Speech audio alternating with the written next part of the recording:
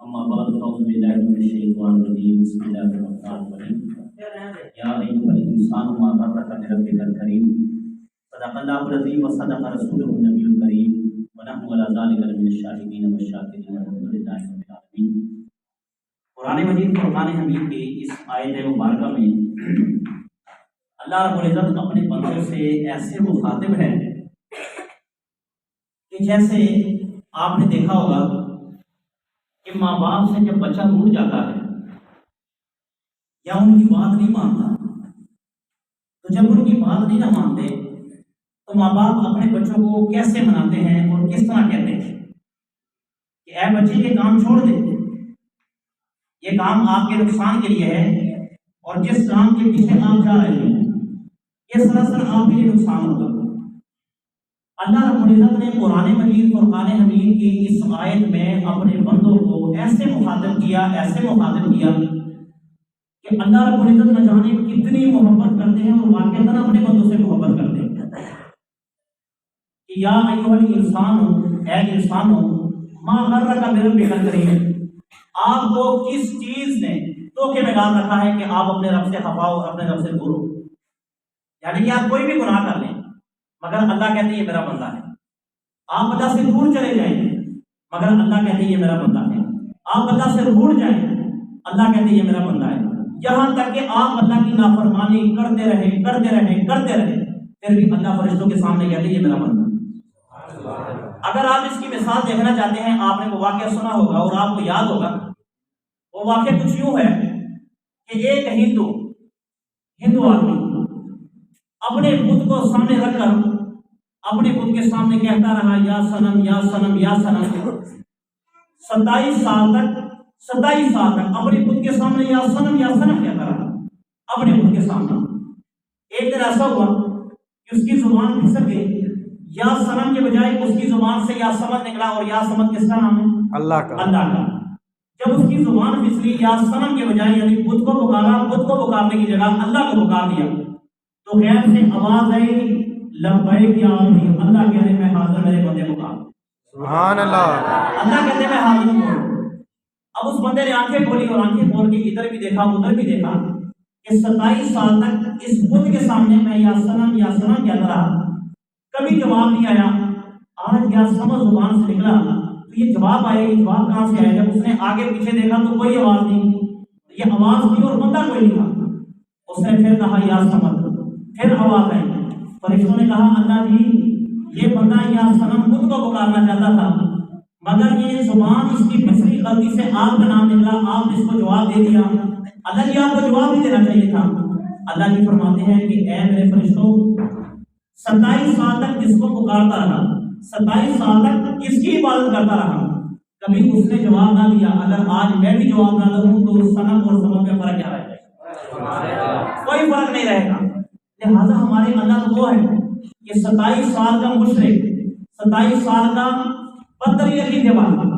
مگر جب زبان پھسلتی ہے اللہ کو پکارتے ہیں تو اللہ تعالیٰ کہتے ہیں کہ اے میرے بندے میں حاضر ہوں۔ کیا ہم نے کبھی دیکھا، کیا ہم نے کبھی سنا ہے، اور کیا ہم نے کبھی اس چیز کا مشاہدہ کیا ہے کہ ہم اللہ سے کتنے دور ہیں اور ہم اللہ کو کتنا ناراض کر بیٹھے ہیں؟ یاد رکھنا، آپ روایات کو اٹھا کر دیکھیں، احادیث اٹھا کر دیکھیں، قرآن مجید فرقان حمید کے احکامات اٹھا کر دیکھیں، زیادہ تر روایات، زیادہ تر قرآنی آیت اس بات پر مشتمل ہے کہ اللہ جی اور اللہ کے رسول صلی اللہ علیہ وسلم اس بات پر بہت زیادہ زور دیتے ہیں کہ آپس میں پیار محبت کے ساتھ رہا جائے، آپس میں محبت، پیار، شفقت، کسی بات پر، کسی گناہ پر اتنا سخت سزا نہیں ہے جتنی سخت سزا اس چیز پر ہے کہ اگر آپ سے کوئی مسلمان بھائی آپ کی وجہ سے اس کی دل آزاری ہو گئی، آپ کی وجہ سے کسی مسلمان بھائی کی دل آزاری ہو گئی، آپ کی وجہ سے آپ کو مسلمان کوئی مومن بھائی ناراض ہے،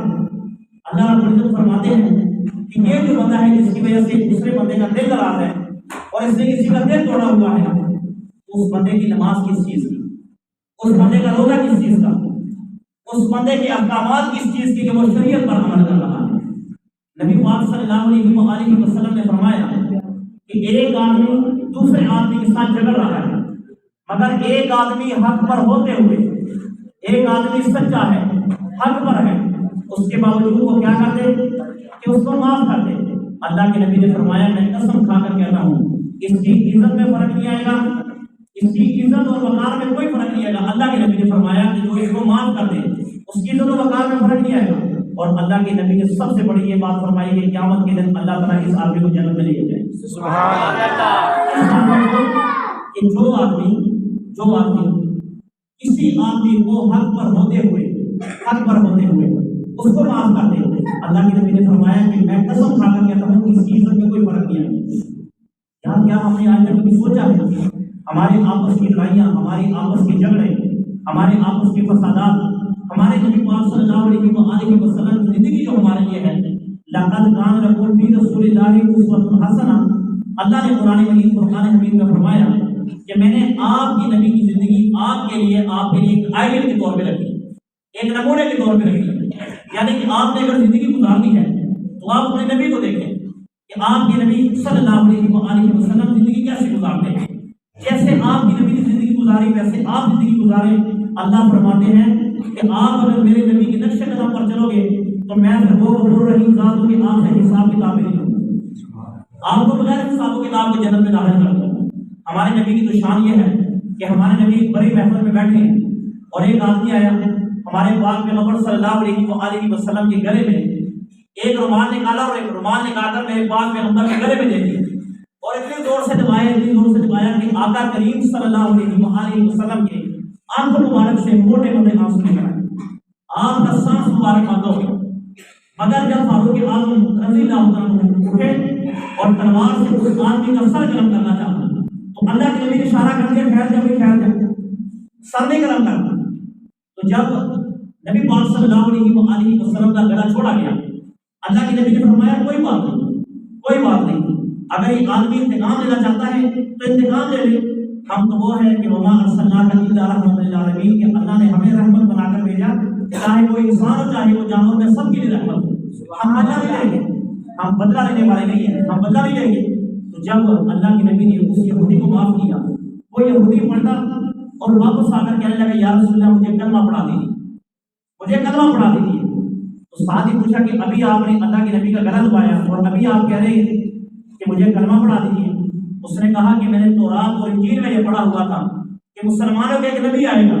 اور مسلمانوں کا نبی ایسا نبی ہوگا کہ آپ جتنی مرضی تکلیف دیں، آپ جتنا مرضی سے رشتہ ختم کریں، آپ جتنا مرضی پورا بنا کہیں، مگر اس کے باوجود اس کی زبان اور اس کی دندان مبارک سے رحمت نکلے گی۔ میں صرف آپ کو آزما رہا تھا، مگر جب میں نے آپ کو آزمانی اور واقعاً آپ میں وہ نشانیاں کامل اور مکمل ہیں، لہٰذا یا رسول اللہ مجھے کلمہ پڑھا دیجیے، مسلمان ہونا چاہتا۔ حدیث بات میں ہے کہ وہ آدمی جنت میں داخل نہیں ہوگا، لا يدخل الجنۃ قتال، کہ چغل ہو، اور یا لا يدخل الجنۃ قاتل، کہ جو رشتہ داری کو ختم کرنے والا ہو، ایک تو لڑائیاں جھگڑے کرانے والا اور ایک رشتہ داریوں کو ختم کرنے والا، جو رشتہ داریوں کے درمیان میں دراڑیں ڈالتا ہے، اللہ کے نبی نے فرمایا جنت میں نہیں داخل ہوگا۔ کیا آپ کی نماز، کیا آپ کا روزہ، کیا آپ کا حج، کیا آپ کے بڑے بڑے عبادتیں اللہ کے نبی نے فرمایا قبول نہیں ہوگی۔ ساتھ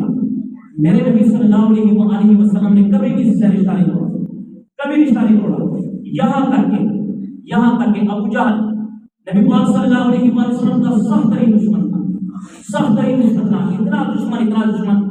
کہ آپ کی زندگی میں ابو جہل سے بڑا دشمن آپ کا کوئی نہیں ہوا۔ ایک دفعہ ایسے ہوا کہ اللہ کے نبی کے لیے ایک پلان تیار کیا ہوا تھا، وہ جان گیا تھا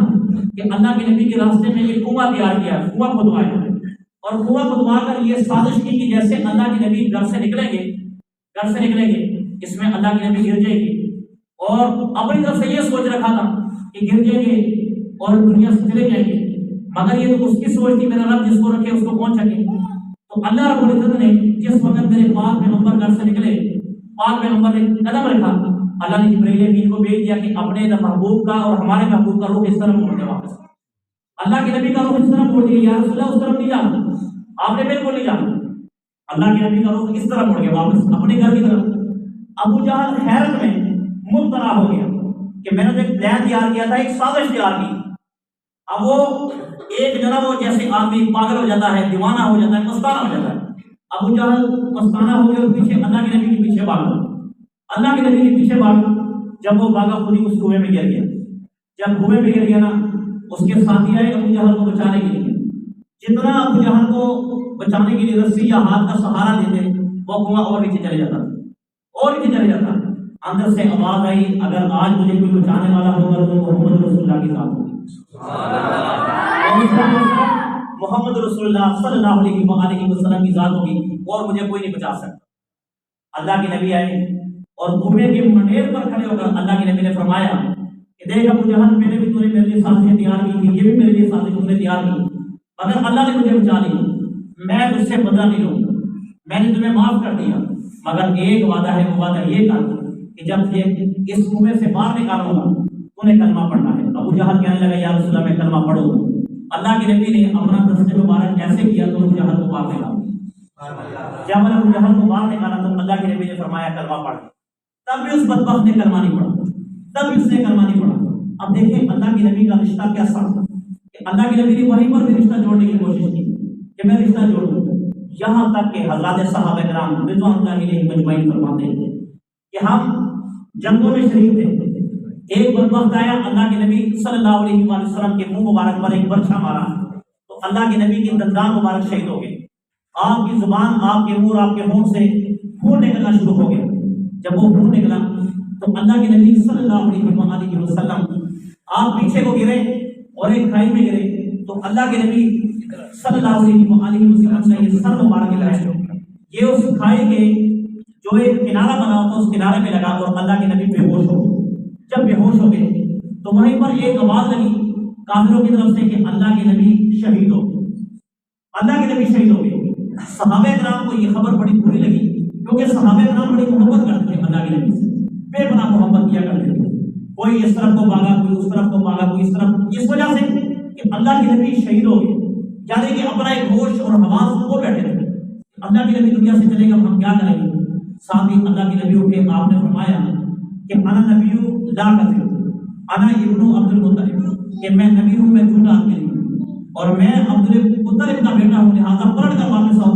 صحابہ پلٹ کر واپس آئے، اللہ کے نبی کو کہا کہ یا رسول اللہ آپ ہاتھ اٹھائیں، ان کے لیے بد دعا کریں، بد دعا کریں، بدبختوں نے آپ کو اتنی چوٹ پہنچائی کہ آپ کا دندان مبارک شہید کر دیا، آپ کے ہونٹوں سے خون نکل آیا، یا رسول اللہ دعا کی، بد دعا کی ان کے خلاف۔ اللہ کے نبی نے ہاتھ اٹھائے۔ صحابہ کرام کہتے ہیں کہ جب ہم نے کان قریب کیا تو کان جب قریب لگا تو اللہ کے نبی کی زبان مبارک سے یہ صدا نکل رہی تھی، اللہ جی انہوں نے مجھے تکلیف پہنچائی مگر اس کے باوجود میں ان کو معاف کرتا ہوں، اس کو میں معاف کرتا ہوں۔ اب یہ ہمارے نبی کا طریقہ تھا، ایک ٹائٹل ہمیں دے کر چلے گی کہ اگر آپس کی لڑائیاں جھگڑے ہو اس کو معاف کر دیں میرے بھائی، دل میں بغض نہ رکھیں، دل میں کدورت نہ رکھیں، دل میں ذرا بڑا رکھیں، ذرا بڑا رکھیں، کسی کے لیے نہ رکھیں۔ انسان تو انسان، میرے نبی جانوروں کے لیے بھی رحمت بن کر آئے تھے، جانوروں کے لیے۔ یقین مانیں اللہ کے نبی صلی اللہ علیہ وسلم گھر سے نکلتے تھے نا، یہ جانور اللہ کے نبی کو سلام کیا کرتے تھے، انسان تو انسان، یہ جانور سلام کیا کرتے تھے، یہاں تک کہ نبی پاک صلی اللہ علیہ وسلم کے دربار اقدس میں اونٹ آ کر اپنی شکایتیں کرتے تھے، یا رسول اللہ میرا مالک مجھے چارہ نہیں دیتا۔ اب اونٹوں کو کس نے بتایا کہ یہ رحمت والا نبی، اونٹوں کو کس نے بتایا کہ یہ ہمارے مالک کو سمجھائے گا، اونٹ کو کس نے بتایا، جانوروں کو کس نے بتایا، گدھوں کو کس نے بتایا، پرندوں کو کس نے بتایا، چرند پرند آسمان جتنے مخلوقات ہیں وہ میرے نبی صلی اللہ علیہ وسلم سے متاثر تھی، اس لیے متاثر تھی کہ میرے نبی نے یقین مانے، میں قسم کھا کر کہتا ہوں اللہ کے نبی نے کبھی اپنی ذات کے لیے بدلا نہیں، کبھی بھی اپنی ذات کے لیے۔ آپ کی 63 سالہ زندگی میں مجھے اگر کوئی قرآن یا کوئی حدیث سے یا کوئی کسی کے پاس اگر کوئی حوالہ یا کوئی دلیل ہو مجھے دکھا دے کہ اللہ کے نبی نے تلوار اٹھائی ہو، یا اللہ کے نبی نے کسی کو تھپڑ مارا ہو، یا اللہ کے نبی نے کسی کو برا بنا کہا ہو، اللہ کے نبی نے کبھی بھی ذاتیات پر کبھی کس سے بدلا نہیں، کبھی بدلا نہیں کیا۔ مگر ہم تو ذاتیات پر اتر آتے ہیں، ہم تو گھروں تک پہنچ جاتے ہیں، ہم تو دوسرے کو چھوڑتے تک نہیں۔ کیوں نہیں چھوڑتے؟ اس ذاتیات کے لیے۔ اور اللہ کے نبی نے فرمایا ذاتیات پر جھگڑا نہیں، ذاتیات پر نہیں لڑنا۔ اگر ذاتیات پر اترا ہو گیا تو اللہ کے نبی نے فرمایا کہ میری رحمت سے، میری سفارش سے، میری بخشش سے دور ہو جاؤ۔ کیونکہ قیامت کا دن ہوگا نا، قیامت کا دن آپ کی نماز، آپ کا روزہ، آپ کا حج، کیونکہ جس طرح کی ہماری نماز ہے، جس طرح کا ہمارا روزہ ہے، جس طرح کا ہمارا حج ہے، جس طرح کی ہماری دیگر عبادتیں ہیں، جتنی بھی عبادتیں ہیں آپ نے دیکھ لی ہے، وہ ساری کی ساری کیا ہے؟ یا تو اس میں دکھلاوا ہے، اگر دکھلاوا نہیں ہے تو وہ ہماری نماز، ہمارا روزہ، ہمارا حج، ہمارا یہ تمام کا تمام جتنا بھی نظام ہے، یا تو اس میں دکھلاوا جاتا ہے یا وہ کھوکھلا پن کا شکار ہے۔ کھوکھلا پن کیا کہ وہ عبادت ہماری ناقص رہ جاتی ہے۔ اگر قیامت کے دن اگر ہماری بخشش ہوگی، مجھے اتنا پتا ہے کہ مجھے اپنی نماز پر یقین نہیں، مجھے اپنے علم پر یقین نہیں، مجھے اپنے قرآن یاد کرنے پر یقین نہیں، مگر قسم کھا کر کہتا ہوں مجھے محمد رسول اللہ صلی اللہ علیہ وسلم پر پورا یقین ہے۔ کیوں کہ اللہ کے نبی نے فرمایا میرے راستے پر چلو، میرے راستے پر چلو۔ اللہ کے نبی نے فرمایا تمہارے لیے بخشش ہی بخشش کا دروازہ ہے۔ مگر یہ اس وقت جو ہر طرف سے فتنے، اللہ کے نبی نے فرمایا صلی اللہ علیہ وسلم نے کہ ایک وقت آئے گا ہر طرف فتنے ہی فتنے کھڑے ہوئے، ہر طرف، آپ کے دائیں، آپ کے آگے، آپ کے پیچھے، ہر طرف آپ کو فتنوں نے آ گھیر لیا ہوگا۔ عبادت کرنا مشکل لگے گی، مسجد میں نماز پڑھنا مشکل لگے گی، قرآن پڑھنا مشکل لگے گا، آپ کو عبادت میں دل لگانا اور لگانا مشکل لگے گا۔ یہ کیا فتنوں کا دور ہوگا۔ آج آپ دیکھ لیں ہر طرف آپ کے فتنے ہی فتنے موجود ہیں، ہر طرف فتنہ ہی موجود ہے۔ وہ فتنے کیا ہے؟ ہر طرف آپ جب باہر نکلتے ہیں نا، باہر نکلتے ہیں آپ کو فتنے آ گھیر دیتے ہیں۔ اور فتنے کیا؟ اب آپ چاہ رہے ہیں نماز پڑھنے کے لیے، ساتھی دوست ایک ساتھی آئے گا، وہ آپ کو کہیں گے یار آؤ ذرا میرا وہ فلاں جگہ پہ کام ہے، تو وہاں چلتے ہیں۔ اب دیکھو یہ فتنہ کیا فتنہ کہ آپ جا رہے ہیں اللہ کی طرف، اللہ کو منانے کے لیے، آپ اللہ کو منانے کے لیے وہاں جا رہے ہیں، ساتھ ہی آپ دوست آپ کو کہتے ہیں یار اس کو چھوڑو، وہاں بھی جاتے ہیں۔ شیطان نہ شیطان، اللہ نے اس کو یہ طاقت دی ہے کہ وہ روح میں آ سکتا ہے، انسانی روح میں آ سکتا ہے، وہ گدھے کے روح میں آ سکتا ہے، وہ جانور کے روح میں آ سکتا ہے، وہ آپ کے دوست کے روح میں آ سکتا ہے۔ کیا انسان کو برگلانے کے لیے؟ اور شیطان اور نفس یہ دو چیزیں ہیں جو انسان کی گمراہی کے لیے سب سے بڑا ہتھیار استعمال کرتے ہیں۔ یا آپ کا نفس ہے یا شیطان ہے جو انسان کو گمراہی کے جگہوں پر اور گناہوں پر انسان کو آمادہ کر کے انسان کو گمراہ کر دیتا ہے۔ کتنے ایسے لوگ تھے، ایک پیر کے بارے میں لکھا ہوا پیر، اتنا بڑا پیر، اتنا بڑا پیر کہ لاکھوں لوگ اس کے ہاتھوں سے بیٹھ ہیں، لاکھوں لوگ اس کے ہاتھوں سے بیٹھ ہیں، لاکھوں لوگوں کو اس نے کلمہ پڑھایا ہوا ہے، لاکھوں لوگوں کو اس نے نماز پڑھائی ہوئی۔ اب کیا حج کے لیے جا رہا وہ پیر، حج کے لیے، اور ساتھ اپنے مریدوں کو راستے میں جا رہا، جب دیکھا ایک لڑکی سور چلا رہی، سور، جب اس پیر کی نگاہ اس لڑکی پر پڑ گئی، اس لڑکی پر پڑ گئی، اب وہ کیا، وہ کشش، اللہ کے نبی نے فرمایا غیر محرم کو نہ دیکھیں، جب غیر محرم کو دیکھیں گے تو میرے پاک پیغمبر نے فرمایا کہ وہ گناہ کے اثرات آپ کے دل پر چھوڑ دیں، اور جب گناہ کے اثرات دل پر آ جاتے ہیں نا تو پھر نماز پڑھنے کو دل نہیں کرتا، پھر ذکر کرنے کو دل نہیں کرتا، پھر قرآن پڑھنے کو دل نہیں کرتا، پھر مسجد میں جانے کو دل نہیں کرتا، پھر آپ کے گانے سن لو مگر میں بیان کر سکوں، کیونکہ وہ دل میں وہ اثرات آ جاتے ہیں۔ اب اس پیر کی نگاہ، اس پیر کی نگاہ اس لڑکی پر پڑ گئی، جو لڑکی سور چلا رہی تھی، سور، حالانکہ سور ناپاک چیز ہے، بڑی چیز ہے۔ جب اس پیر کی نگاہ پڑ گئی تو یہ پیر اس کے پاس گیا اور ساتھ اس نے کہا کہ مجھے آپ سے شادی کرنی ہے یا عشق ہو گیا، تو آگے سے لڑکی نے یہ جواب دیا اگر مجھ سے شادی کرنی ہے تو آپ کو یہ سور چلانے پڑیں گے اور سور چلا کر اپنا دین چھوڑنا پڑے گا۔ اسی وقت دین بھی چھوڑا اور دین چھوڑ کر اس کے دین پر چلا گیا، یعنی عیسائیت اختیار کر۔ یہ مرید چلے گئے حج پر، یہ حج پر چلے گئے اور وہاں پر اللہ سے دعا مانگی، اللہ جی جو ہمیں رائے راست پر لایا وہ رائے راست سے بھٹک گیا، جو ہمیں ہدایت پر لایا وہ ہدایت سے بھٹک گیا، اللہ جی ہمارے اس بندے کو، ہمارے اس پیر کو واپس فرما اور اس آدمی کو ہدایت عطا فرما۔ اب یہ قافلہ چلا، یہ قافلہ پیدل جو پہلے دور میں حج ہوا کرتا تھا، سواری نہیں ہوا کرتی تھی، ایک سال کے بعد یہ قافلہ جب واپس آیا اپنے پیر کو دیکھا یہ اسی جگہ پر بیٹھ کر سور چلا رہا تھا، تو جب اپنے پیر کو دیکھا یہ سارے لوگ بڑے اللہ سے دعا مانگی، اللہ جی اس بندے کو واپس فرمائیے۔ جب دعا کی اللہ رب العزت نے دوبارہ پلٹا دیا، وہ واپس پلٹا اور اسی وقت کلمہ پڑھ کے دوبارہ مسلمان ہو گیا اور مریدوں سے کہا کہ میں آج آپ کو اپنی زندگی میں اہم وصیت بتاتا ہوں کہ ہمیشہ بد نظری سے بچو، بد نظری کے نقصانات ہیں۔ اب دیکھیں ایک پڑھا لکھا آدمی کہ جس کو دین کا پتہ ہے، جس کو قرآن کا پتہ ہے، جس کو حدیث کا پتہ ہے، اب کیا گناہ جب آتے ہیں نا دل پر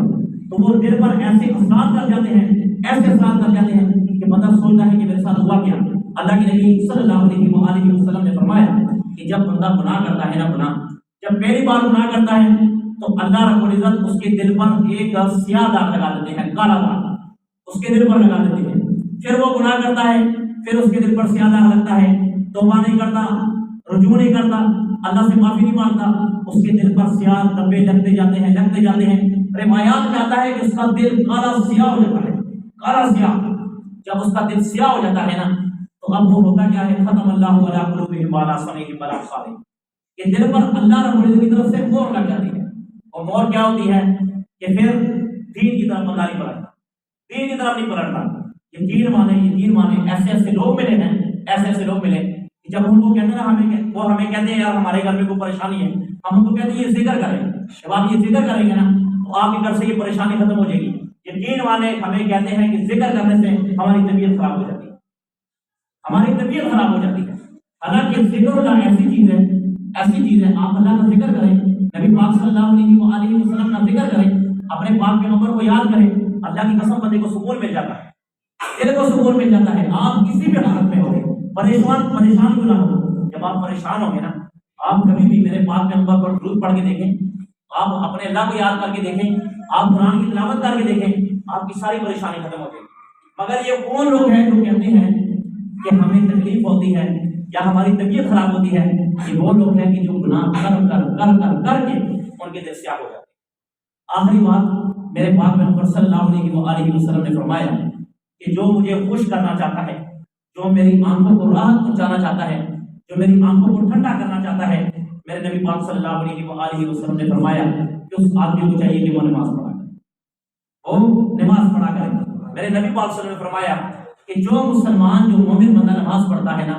وہ میری آنکھوں کو ٹھنڈک پہنچاتا ہے۔ ٹھنڈک سے یہ مراد ہے، جیسے ماں باپ کہتے ہیں کہ یہ میرے بچے ہیں، یہ بڑے ہوں گے نا، یہ میرے لیے راحت کا ذریعہ بنے گے، یہ میرے بازو بنے گے۔ کیا وہ سچ کچھ بازو بنتے ہیں؟ وہ سچ کچھ بازو نہیں بنتے۔ بازو سے مراد یہ ہوتے ہیں کہ یہ ہمارا سہارا بنے گے، جب ہم بوڑھے ہوں گے تو ہم گھر میں آرام سے بیٹھیں گے، یہ ہماری اولادیں کام کرے گی اور تمام کی تمام آرائش اور آسائش ہمیں دے گی۔ اللہ کے نبی نے فرمایا میری آنکھوں کو ٹھنڈک سے کیا مراد ہے؟ کہ قیامت کے دن ایسی امتی آئیں گی، ایسی امتی کہ ان کے بازو چمک رہے ہوں گے، ان کا چہرہ چمک رہا ہوگا، ان کی آنکھیں چمک رہی ہوں گی، ان کے ماتھے چمک رہے ہوں گے، ان کے ہاتھ پاؤں گھٹنے وغیرہ سارا کا سارا جسم چمک رہا ہوگا۔ اللہ کے نبی فرشتوں سے کہیں گے یہ کون لوگ ہیں؟ تو فرشتے کہیں گے یا رسول اللہ یہ آپ کی امتی ہے، یہ آپ کی امتی ہے۔ اللہ کے نبی نے فرمایا اتنے چمک رہے ہیں، کہیں گے یا رسول اللہ صلی اللہ علیہ وسلم یہ وہ لوگ تھے کہ جو وضو کیا کرتے تھے، نماز پڑھا کرتے تھے، جس جگہ پر وضو کا پانی لگتا تھا اللہ نے آج کو سارا چمکا دیا، آج سارا چمکا دیا۔ اللہ کے نبی نے اپنے ہاتھ میں حوضہ کوثر کا جام پکڑا ہوگا، حوضے کوثر کا، اور حوضے کوثر کا جام پکڑ کے جو لوگ جو چمک رہے ہوں گے، جنہوں نے نماز پڑھی ہوگی، میرے نبی پاک صلی اللہ علیہ وسلم پر درود و سلام پڑھا ہوگا، اللہ کے نبی کی تابعداری کی ہوگی، فرما برداری کی ہوگی، اللہ کے نبی نے جام پکڑا ہوگا اور وہ جام کے ذریعے سے اللہ کے نبی کہیں گے ایک ایک بلا دے جو اور محمد کے ہاتھ سے پانی پلا دے۔ کتنی عظمت والی بات ہے، کتنی عزت والی بات ہے کہ اللہ کے نبی صلی اللہ علیہ وسلم کے ہاتھوں سے ہم حوض کوثر پی۔ اور یاد رکھنا حوض کوثر کے بارے میں میرے نبی پاک صلی اللہ علیہ وسلم نے فرمایا کہ وہ پانی ایسا پانی ہے کہ دودھ سے زیادہ سفید ہے اور شہد سے زیادہ میٹھا ہے، اور جو ایک بار پیے پوری زندگی اس کو کبھی پیاس نہیں لگی، کیونکہ وہ پیاس اس وجہ سے نہیں لگے گی کیونکہ وہ میرے محمد کے ہاتھوں کا پلایا ہوا پانی ہے۔ تو جو میرے نبی پاک صلی اللہ علیہ وسلم کے ہاتھوں کا پیا ہوا پانی اور لگا ہوا پانی، کیونکہ وہ محمد صلی اللہ علیہ وسلم نے پہلے پیا ہوگا،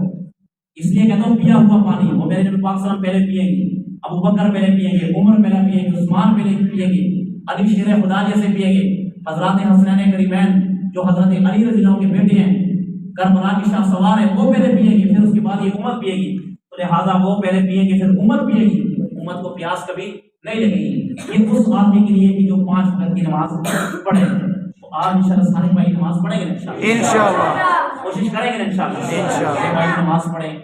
اپنے آپ کو گناہوں سے بچائیں، قرآن پڑھا کریں، نہیں پڑھے ہوئے ہیں ہم حاضر ہیں، ہم تابعدار ہیں، کسی وقت بھی کہیں گے بھائی ہم اس دین کے خدمت کے لیے حاضر ہیں، اللہ کی قسم 1 روپے کا سوال نہیں، ہم نے آج تک نہ کبھی کسی سے چندہ مانگا اور نہ ہم کبھی مانگیں گے۔ میں تو ہر وقت کہتا ہوں اللہ سے ہم جب بھی مانگتے ہیں اللہ ہمیں عطا کرتا ہے، اللہ نے ہمیں دیا ہے اور اللہ کی قسم دیا اور اتنا اچھا دیا کہ شاید آپ کے پاس وہ چیز ہو جو ہمارے پاس ہے. قسم کھا کر کہتا ہوں کہ شاید آپ کے پاس وہ چیز نہ ہو جو اللہ نے ہمیں عطا کی. کیوں؟ علم کے ذریعے سے. تو لہٰذا ہم فی سبیل اللہ اس خدمت کے لیے حاضر ہیں. فی سبیل اللہ جب بھی آپ کا دل کرے، جس وقت کے دل کرے، ہم یہ ساتھ آپ کی مسجد بیٹھے ہوئے ہیں بلا تفریق، کسی مسلک کسی پر کوئی اعتراض نہیں ہے. بھائی جیسے آپ نماز پڑھنے پڑھیں، جہاں پڑھنا چاہتے پڑھیں، جس مسجد میں آپ کا دل کرے نماز پڑھیں. بھائی کسی سے اختلاف نہ کریں، کسی کو برا برا مت کہیں، کسی کو کافر مت کہیں. یہ نہ کہیں اس کے پیچھے نماز ہوتی ہے، اس کے پیچھے نہیں ہوتی. بھائی سب کے پیچھے نماز ہوتی ہے. کیوں ہوتی ہے؟ کہ ظاہر بات ہے جو میرے نبی پاک صلی اللہ علیہ وسلم کا نام لیتا ہے، میرے اللہ کو یاد کرتا ہے، میرے نبی پاک صلی اللہ علیہ وسلم کو یاد کرتا ہے، میرے اصحاب کو یاد کرتا ہے، اللہ کے نیک ولیوں کا تذکرہ کرتے ہیں، وہ سارے کے سارے مومن ہیں. ہاں جو ان کی گستاخی کریں تو ظاہر بات ہے ان کے ساتھ ہمارا کوئی طلب ہوئی نہیں، گستاخی والے کے ساتھ تو ہمارا طلب ہوئی نہیں ہے نا. تو جو گستاخی نہیں کرتے ہیں بھائی وہ سارے کے سارے اللہ کے بندے ہیں، نبی پاک صلی اللہ علیہ وسلم کی امت ہی ہیں. بہرحال یہ قرآن پڑھ لیں، اور یہ قرآن جو آدمی پڑھ لے گا نا، قرآن جو آدمی پڑھ لے گا، قیامت کے دن جب ان کو قبروں سے اٹھایا جائے گا نا، ان کے چہرے روشن ہوں. عام آدمی جب قبر میں جاتا ہے نا، قبر میں جاتا ہے گنہگار آدمی، تو اس کے چہرے سے یہ گوشت اتر جاتا ہے. یہ آپ کی جو لانی اور سرخیاں نا، یہ قبر میں ختم ہو جائیں گی، یہ مٹ جائیں گی. سب سے پہلا کیڑا جو لگتا ہے نا، یہ ناک ٹیڑھی ہو جاتی ہے. بندے مرنے کے بعد یہ بندے کی ناک ٹیڑھی ہو جاتی ہے، کیونکہ بندہ غرور کس چیز سے کرتا ہے. آج خاندان میں یہی ہوتا نا کہ آج یار اس آدمی نے ایسا کیا، اس آدمی نے ایک موٹر سائیکل لی ہے، میں ایسے نہیں لوں گا تو میری ناک جو ٹیڑھی ہو جائے گی، لگ جائے گی. یہ ناک کا ہی مسئلہ آج سب سے پہلے قبر میں بندے کی ناک ٹیڑھی تذکرہ کرتے ہیں، ناک ٹیڑھی ہو جائے گی. اس کے بعد جس چہرے پر غرور ہے، جس چہرے پر، جس قد و قامت پر، جس حسن و جمال پر، جو گفتگو اور آپ کی گفتار پر آپ غرور کرتے ہیں، اللہ کہیں گے سب سے پہلے اس کے چہرے کو ختم کر دیں. چہرہ ختم ہو جائے گا، یہ چہروں کے یہ لالیاں، یہ گوشت وغیرہ، یہ خون سارا چڑک جائے گا. اس کے بعد سینے پر بات ہے، کہتے نا آپ نے کبھی مجھے پہچانا ہی نہیں. جب اس سے کوئی بات نہ بات کہتے نا لوگ تم انہوں جانتے نہیں، اپنے سینے کی طرف بات کرتے نا، اللہ کہتے ہیں کیڑے بھائی اس کا سینہ ختم کر. یہ سینے پہ ہاتھ مار کے کہتا نا کہ تو نے مجھے کبھی پہچانا نہیں. میرے نبی پاک صلی اللہ علیہ وسلم نے اپنی زندگی میں کبھی یہ نہیں کہا. میرے پاک پیغمبر نے کبھی کافر کے سامنے کھڑے ہو کر یہ نہیں کہا کہ کبھی پہچانا نہیں. اللہ کے نبی کا انداز تو وہ تھا کہ جب آپ کو مکہ سے نکالا اور جب آپ مکہ میں دوبارہ داخل ہوئے تو میرے پاک پیغمبر صلی اللہ علیہ وسلم اونٹنی پر بیٹھے ہوئے تھے اور آپ نے سر جھکایا ہوا تھا. اصحاب کرام کہتے ہیں یا رسول اللہ سر جھکائیے، آج سر اٹھانے کا دن ہے. آج ان کافروں کو پتہ چل جائے کہ ہم نکلے کیسے اور ہم آئے واپس کیسے. میرے پاک پیغمبر نے فرمایا اللہ نے مجھے رحمت والا بنا کر بھیجا، میں رحمت کے ساتھ داخل، میں رحمت کے ساتھ داخل ہوں. ہم سر اٹھانے والے نہیں ہیں، ہم غرور کرنے والے نہیں ہیں، تکبر کرنے والے نہیں ہیں، ہم تو رحمتوں والے ہیں. اور جب میرے نبی پاک صلی اللہ علیہ وسلم مکہ کے اندر داخل ہوئے، آپ نے اعلان کیا اور آپ نے ایک ایک کی طرف اشارہ کیا. اس آدمی نے مجھے برا بھلا کہا تھا، اس آدمی نے یہ کیا، اس آدمی نے یہ کیا. اللہ کے نبی نے فرمایا میں سب کو معاف کرتا ہوں، میں سب کو معاف کرتا ہوں. تو لہٰذا یہ سارا کا سارا چمڑا ختم ہو جائے گا، ہڈیاں چکنا چور ہو جائیں گی، اور چکنا چور ایسی ہوگی کہ آپ حیران ہو جائیں. یقین مانے اگر آپ کے گھر والے آپ کی قبر کھود لیں نا، آپ کی قبر کھود لیں تو شاید وہ 15-20 دن سو ہی نہ سکے، کھانا ہی نہ کھا سکے. وہ کہیں گے یہ ہمارا کیا بیٹا تھا یا بھائی تھا یا دوست تھا، یہ کتنا خوبصورت تھا، کتنا حسین و جمیل تھا، کتنا پیارا تھا، اگر آج نہ جانے اس کو کیا ہو. اور یہ بھی بات یاد رکھنا میرے بھائیوں، مرنے کے بعد اپنے ہی بھول جاتے ہیں. مرنے کے بعد جناب اپنے ہی بھول جاتے ہیں. آپ کے دوست، آپ کی فیملی میں سے آپ کی بیوی، آپ کے بچے، یہ سب بھول جائیں گے. کیا بیوی، کیا بیٹے، کیا اولاد، کیا بھائی، کیا دوست، سارے بھول جاتے ہیں. بیویاں بھی ایسی بیوی کہ خامد فوت ہو جائے نا تو وہ بھی 4 ماہ 10 دن تک انتظار کرتی ہیں. 4 ماہ 10 دن تک شریعت نے جو ان کو حکم دیا ہوتا نا کہ 4 ماہ 10 دن تک آپ کی عزت گھر بیٹھے، اس کے بعد یقین مانے وہ بھی شادیاں کر لیتی ہیں. اور جب وہ شادی کر لیتے ہیں تو اپنے خامدوں کو بھول جاتی ہیں، اور ماں باپ اپنے بیٹوں کو بھول جاتے ہیں، اور بیٹے اپنے ماں باپ کو بھول جاتے ہیں. اگر آپ کو یقین ہے تو آپ ساتھ اپنے قبرستان میں چلے جائیں، آپ کو پرانی قبریں آئی نظر 1985 کی، 99 کی پرانی قبر آئی. کیا آپ نے اس قبر پر کھڑے ہو کر کبھی اس کے وارث کو دیکھا ہے؟ اس کے وارث کو کہ آئے اس نے سورۃ فاتحہ پڑھی یا سورۃ یاسین پڑھی ہو؟ کبھی دیکھا آپ نے؟ شاذ و نادر کم لوگ آتے ہیں، کم لوگ. حالانکہ جتنی قبریں ہیں، جتنی قبریں، اور یہ بھی یاد رکھنا جو ہم نے ایک رواج بنایا ہوا ہے، 9 اور 10 محرم کو ہم قبر پر جا کر لیپ کر دیتے ہیں، پھول ڈال دیتے ہیں، مٹی ڈال دیتے ہیں، سارے سال کے لیے بھول جاتے ہیں. میرے نبی صلی اللہ علیہ وسلم نے فرمایا کہ قبرستان جاؤ، جمعے کے جمعے جاؤ. اللہ کے نبی نے یہ فرمایا تاکہ جاؤ تمہیں پتہ چلے کہ جس جگہ میرا بھائی پڑا ہوا ہے، میرا والد پڑا، میری والدہ پڑی ہے، میری بیوی، میری بہن یا میرا دوست پڑا ہوا ہے، اس جگہ میری بھی اطلاع ہے. اور واقعی بھائی اس گڑھے میں ہم نے جانا ہی جانا ہے، اور اس گڑھے میں آپ کا دوست آپ کو کندھے پر اٹھا کر کندھے پر سوار کر کے اس قبر میں کھود کر اور مٹی ڈال کر لیپ کر کے پانی ڈال کر واپس آ گئے۔ کہیں گے اس دوست کو، ہے کوئی ایسا دوست، ہے کوئی ایسا باپ، ہے کوئی ایسا بیٹا، ہے کوئی ایسی بیوی، ہے کوئی ایسی ماں کہ دفنانے کے بعد کہہ دے کہ آج کی رات میں اپنے بیٹے کے ساتھ منی ڈال کر یہاں سے؟ کوئی آپ کو نہیں ملے گا، اور آپ تک کوئی ایسا ہمارا پہنچا بھی نہیں ہوگا کہ کوئی ایسا بھائی آپ کے پاس کوئی ملا ہو کہ قبرستان میں، میرے بھائیوں قبرستان میں رات اکیلے قبر میں ہم نے گزارا، آپ نے گزارا، اور وہ جتنی بھی راتیں ہوں وہ ساری گزار لیں۔ آپ کا وہاں پر اگر کام آئے گا تو صرف آپ کے اعمال، اچھے اعمال کام آئیں گے، آپ کی نماز کام آئے گی، آپ کا روزہ، آپ کا حج اور آپ کا قرآن کام آئے گا۔ اللہ سے دعا ہے کہ جو کچھ خلاص اس پر